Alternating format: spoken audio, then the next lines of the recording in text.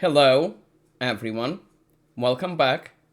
Today, we're going to learn how to convert a position where you have an advantage into a quick victory. And we will do that by looking at a game by my student Ian. I mentioned Ian during my last video. He's the reason why I'm making videos again. So once again, thank you, Ian. Ian has been playing chess for a while.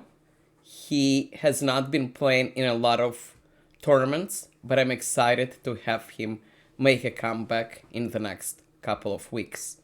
And I expect great things. And the reason I expect great things is because of this game. So, black is better. Why is black better? Well, white has yet to castle. Black is already castled. Black has 3 pieces out. White has 2 pieces out. And white decided to castle, which makes logical sense. So there are a number of moves that Ian can play here, but Ian chooses a very good one. He plays rook d8. Why? Well, he's getting another piece into the game.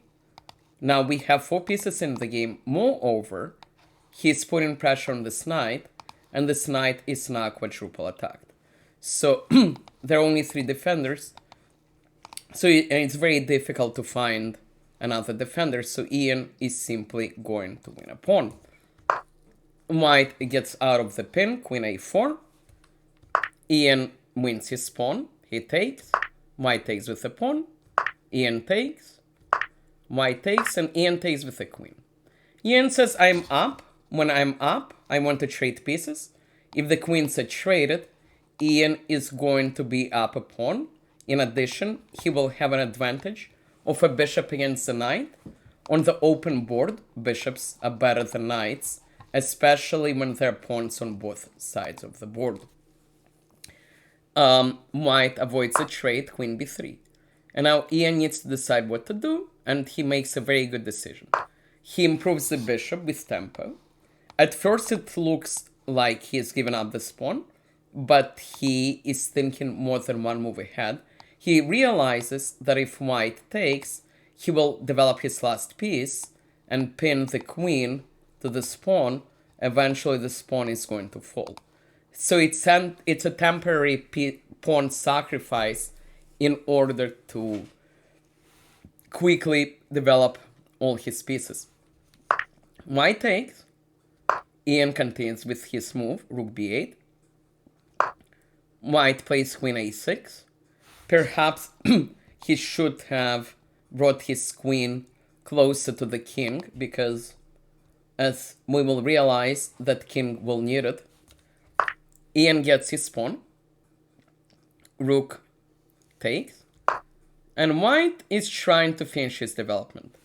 And now already Ian finds a very nice tactic. And this is important. Whenever you play chess, you should always look at forcing moves. Checks, captures, threats. Because you will be surprised how many opportunities are going to come up. And here Ian finds a very nice tactic. I'm going to pause and see if you can spot it. I hope you were able to find the move rook takes f2. The reason behind rook f2 is this rook is overworked.